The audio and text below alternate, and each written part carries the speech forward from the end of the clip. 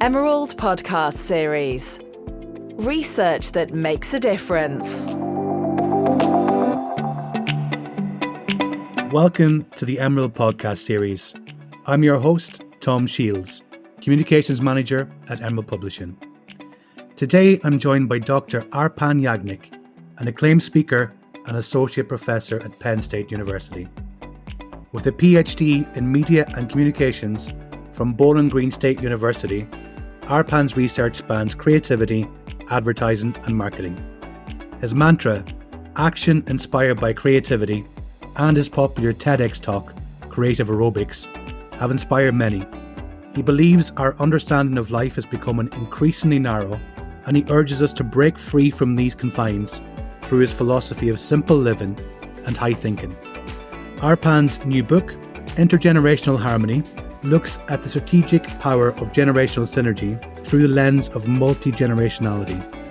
It's a big topic, so I ask Arpan to start at the beginning by explaining what multigenerationality is all about. Multigenerationality is a blade of the 21st century. It can cut deep, it can cut hard, and it can cut both ways. So it is something that we all have to be very careful about. Multigenerationality is the convergence and the coming together of multiple generations, which are age-based, demographic-based, mindset-based, interest-based, with distinctly unique identities. And this is what makes multigenerationality a double-sided blade. We have to be very careful of utilizing the powers that multigenerationality can bring. But if not handled well, it can cut us and our society and our enterprises in the worst possible manner. Multigenerationality is one of the most ignored realities of the 21st century. Because it is so blatantly out there, we do not pay much attention to how we interact with it, how it impacts us, how is it slowly and surely changing the dynamics. And one of the biggest things is that it leads to generational isolation. And once again, every time I talk about generation, multigenerationality, intergenerationality, keep in mind that it is not just the different ages.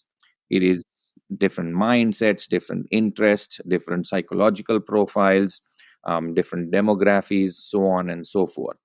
So the generational isolation and the generational friction could, just put us back and not let us proceed at the pace of progress and development that is needed for the 21st century.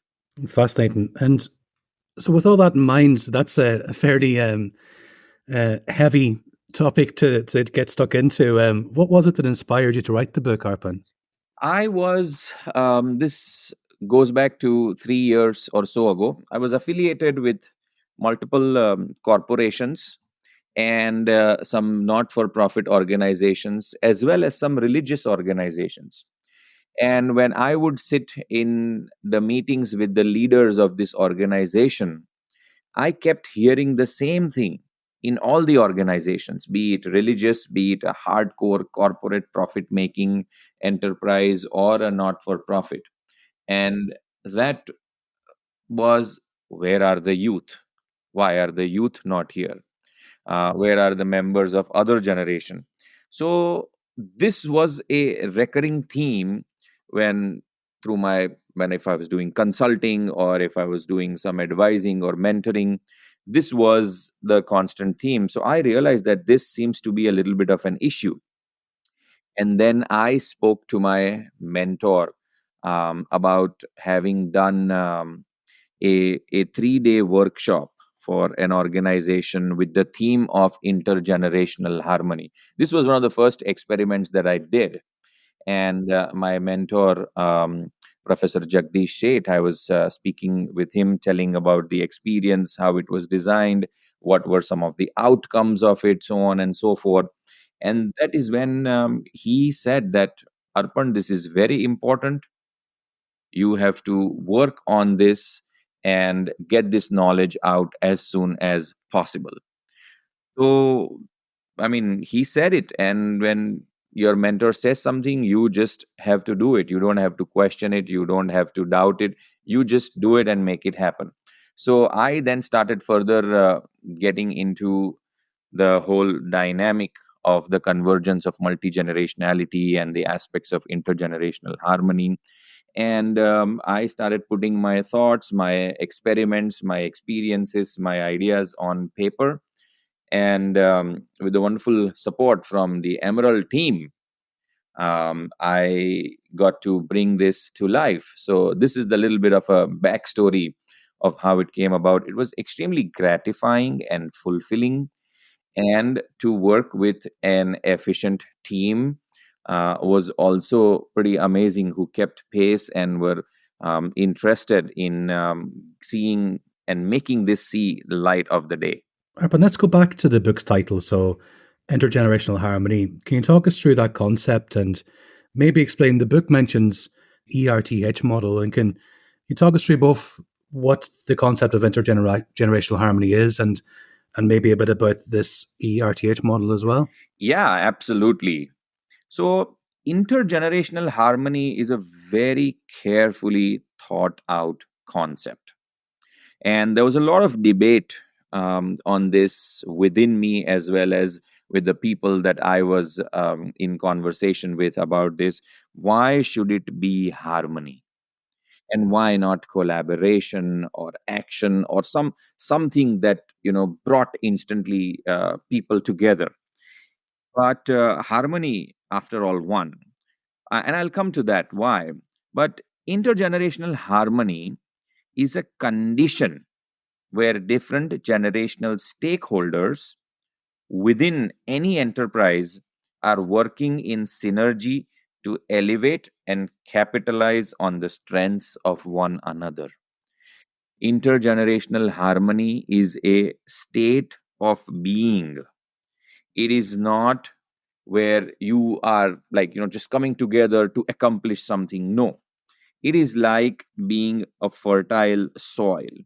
If you want to plant a seed of action, definitely a tree which is fruit bearing will come out of it. But there doesn't need to be action and collaboration and project driven understanding all the time between people. So, intergenerational harmony is a state of being that should pervade and persist amidst all human enterprises. Because if that pervades and persists, many, many unimaginable things can be achieved. And the earth, ERTH, that you mentioned, earth is the thermometer that I was talking about earlier. If a child has, fever or high temperature, you you use the thermometer to measure the exact temperature. Earth is also like that. It's a device, it's a tool that will tell you the level of intergenerational harmony within a unit. So, Earth is made up of four dimensions. These four dimensions are empathy, respect, trust, and honesty. When these four are there, empathy, respect, trust, and honesty, we can claim that intergenerational harmony exists and persists, because these are not about whether there is some joint project or joint collaboration or something, but it means that there is fertility. The soil is fertile. If there is a reason to come together to converge further between the generations, they will do wholeheartedly, peacefully, respectfully, with a lot of trust and honesty. So, Earth is a firstly a tool to measure. Once the measurement is done, it gets a little more sophisticated over here, because it tells you exactly where this unit is lacking. so that once you identify, oh, this particular unit is lacking, or this particular department in a corporation is lacking in respect, or this one is lacking in honesty, then we can come up with very specific surgical interventions and ensure that whatever is lacking is elevated and enhanced to the desired levels. So, it is a very effective tool that corporations, um, academic environments, families can put to use and then identify. And it's simple, and yet it's very effectively data driven, so you know where you were earlier, and then you can measure how much progress you have made, what more is needed. So the earth approach to intergenerational harmony is a very simple, easy, effective way to restore intergenerational harmony between the generations. Brilliant. And you kind of alluded to these sectors there a second ago, Arpan, but the book does talk about the crisis of multi-generationality and its impact on society, especially within 5 macro sectors. Can you walk us through these sectors and how multi-generationality affects each one? I know it's a huge question. Yeah, no, absolutely, but it's a very important question. See, the title of my first chapter is Multi-generationality is Here to Stay. And I earlier alluded that it leads to generational isolation and generational friction. But that was very like a bird's eye view. It impacts 5 macro sectors, and these are family, education, government, religion, and businesses and corporations.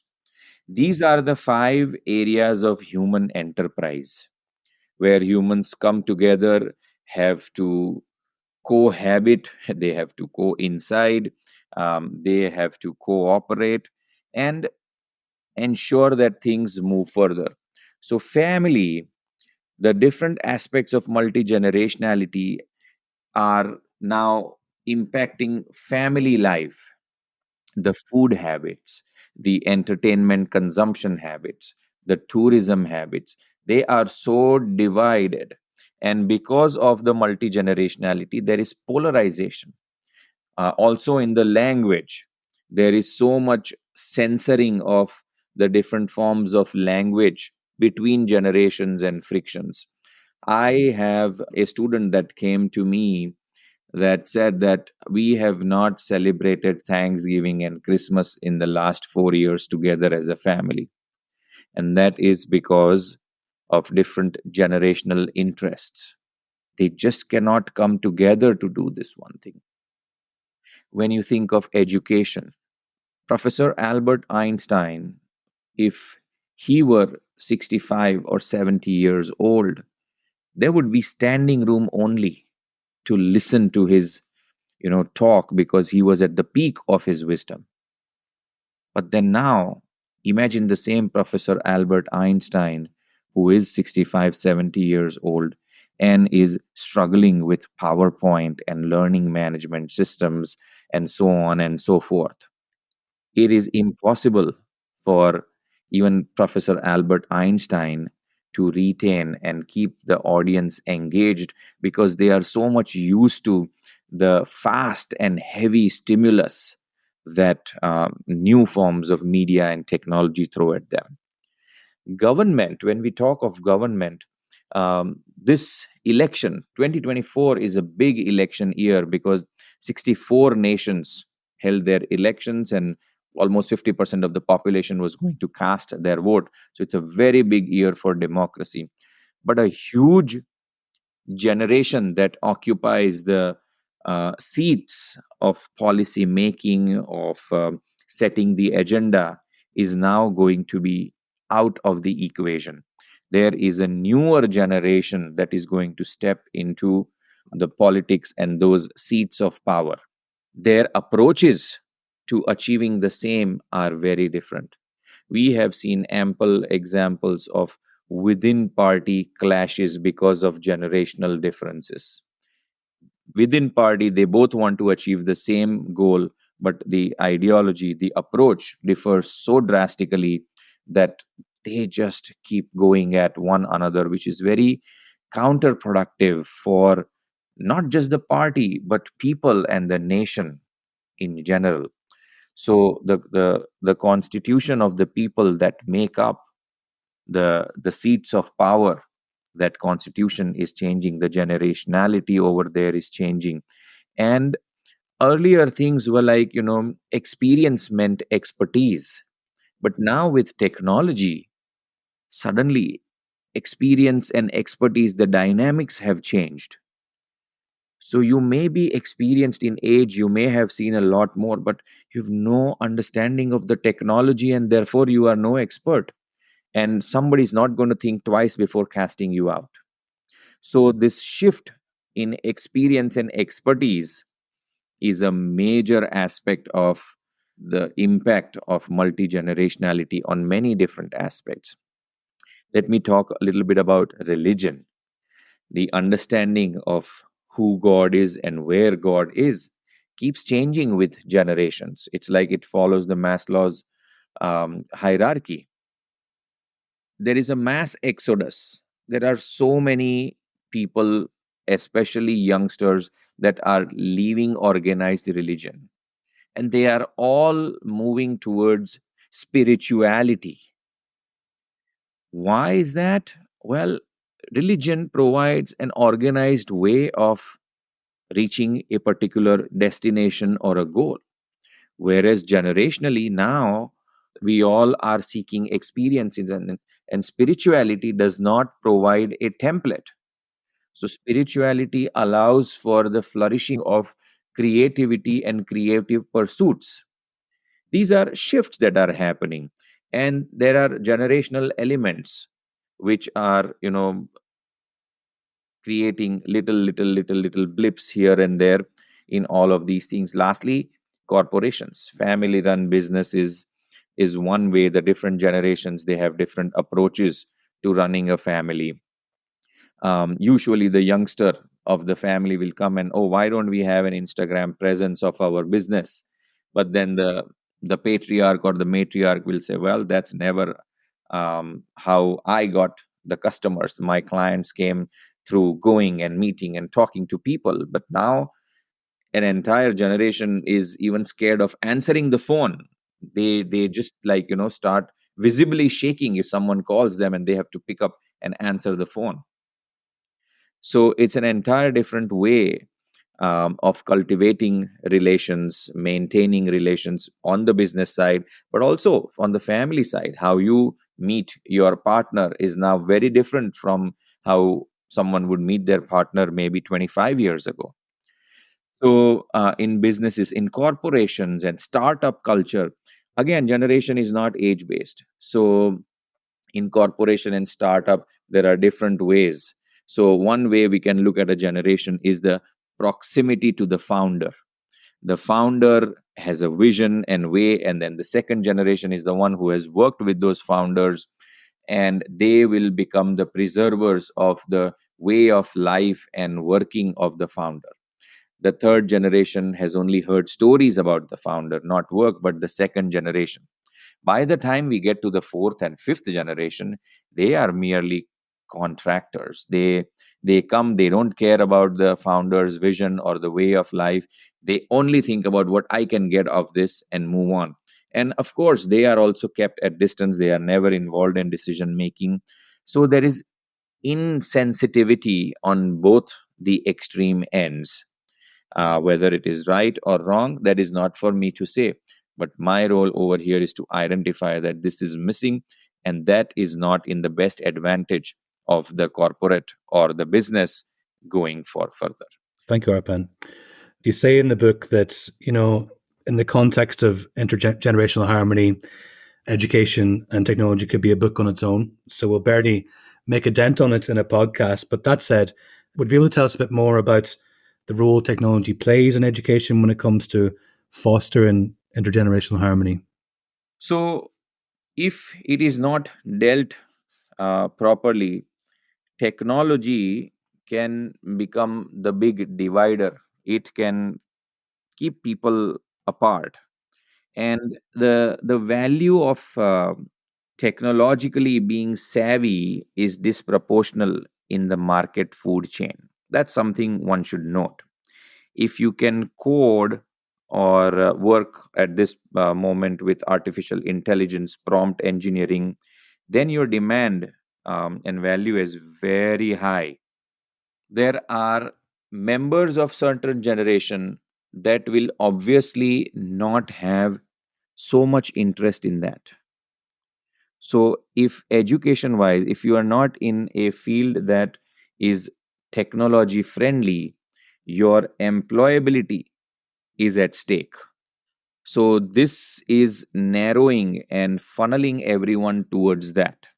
So it doesn't matter whether you are studying history, but you have to incorporate technology aspect in history. You might be studying philosophy, but you still have to integrate technology aspect into philosophy. Otherwise, without that, the market food chain does not is not very conducive for you. So think of something like an encyclopedia. I know that people would be so proud if they even had two or three volumes, not the entire set, just the volumes of an encyclopedia. Technology came in, and now if you have the full set or even one or two, people are going to laugh at you like, what, are you crazy? Why are you wasting so much space? Similarly, many universities have even removed their computer labs because everyone has their own laptops. So they just don't have any more computer labs. Now, imagine going to a university that does not have books, that does not have computer labs. It's a very different experience, but it is something that is very normal and natural for the people of this era, say generation Z, generation Alpha, which are basically digital natives. Um, for them, like, you go to any household and you look at a child eating their food, there is invariably a screen in front of them. They will not eat food if that screen and whatever cartoon that is playing is in front of them. Now, that same child is going to go to a school or a college. It is so difficult for them to pay attention to certain forms of media. They have massive attention span. They have attention span because this is the same generation that can binge watch rather, shows for 8 or 9 hours straight while they are sacrificing their sleep. But if they have to focus for a 50-minute class, boy, oh boy, that's so challenging and difficult because it does not have the same roller coaster experience that technology and media can provide. Learning wise, it changes a lot. The paradigms of learning have changed with technology, where remembering has become obsolete. There is no need to remember anything because, due to the efficiency and accuracy of technology, we can fully depend on it. I don't have to remember when the Civil War was fought. I can Google it. It is better if you remember it, but you can Google it and still come up with the correct answer. So, remembering has become obsolete. The bigger problem now with technology and especially in education is retrieval. How are you going to effectively retrieve the information?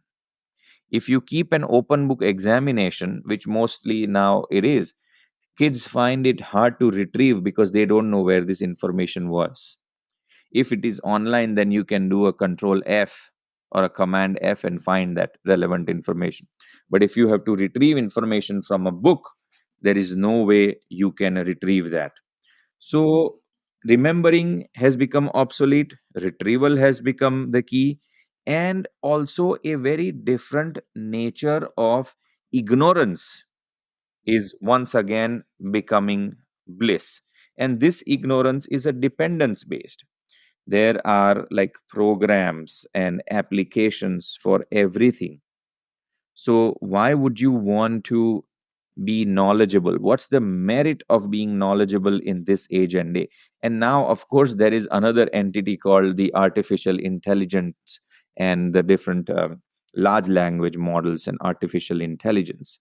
So your need and requirement of cognitive superiority is just so little. You want to write a cover letter, ChatGPT will do it. You want to write an essay, ChatGPT will do it. You provide the prompts, you be specific, and things work out. So, how are you going to train these children? What is it that you can offer them in a classroom? What we have to now learn is that this whole paradigm of learning spaces, learning environment, and teaching has to go a drastic change. How are you going to teach or help someone learn who is a generation alpha? This question is a very, very important. World Economic Forum has brought out taxonomy 4.0 for education, and if you look at it, I don't know how you can work things out and provide all those skills, because students generationally are so averse and teachers generationally are also equally averse to teaching and providing some of those things. So I think it's a challenging dynamic with a lot of moving pieces, and we have to juggle it together. We cannot juggle it separately and independently, because if I do it independently without the generational input of the other generations, I'm just creating a recipe for disaster. Education is very, very important for sort of a stable life, but for earning money, education is not the only prerequisite. You can earn money if you are illiterate. You can earn money if you have not gone to school or you have dropped out of school. And this whole technology enabled professions such as content creator, blogger, vlogger, there is very little technological education also that is required, because you can learn it as you go. So this is the age era that we are living, and without intergenerational harmony, we cannot reconcile all these differences and find a way path. Otherwise, whatever solution or way ahead we find, it will be rejected by one or the other generations, and then again you are back to the drawing board. So everyone has to come together. I always say that for a circle to remain a circle, but if it has to become a tighter circle, everyone has to take a step forward. Even if one person does not take a step forward, then it will not be a circle. Arpan, come to the final question now, which is, we've covered a lot of hefty stuff over the last half hour or so, and this might be the toughest question of all, actually, for you to answer. If readers could take away just one lesson from your book, what would you want that lesson to be? That lesson will be that intergenerational harmony is the future. And without Earth, this future is blurry. So, the Earth approach, empathy, respect, trust, honesty, without proper application of the Earth, you will have no basis to stand. Just how like we stand and create everything on Earth for intergenerational harmony. So, for family, for education, for religion, for government, for businesses and corporations, without Earth, their future is bleak. Without harmony, there is not going to be solidarity and there is not going to be a way forward.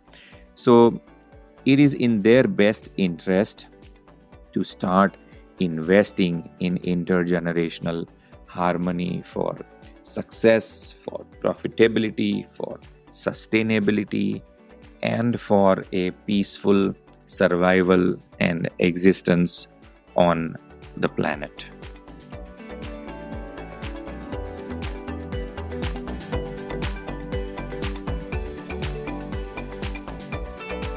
Thanks for listening to today's episode. For more information on today's guest and for a transcript of the show, please visit our website. I'd like to thank Dr. Arpan Yagnik and the studio. This is Distorted.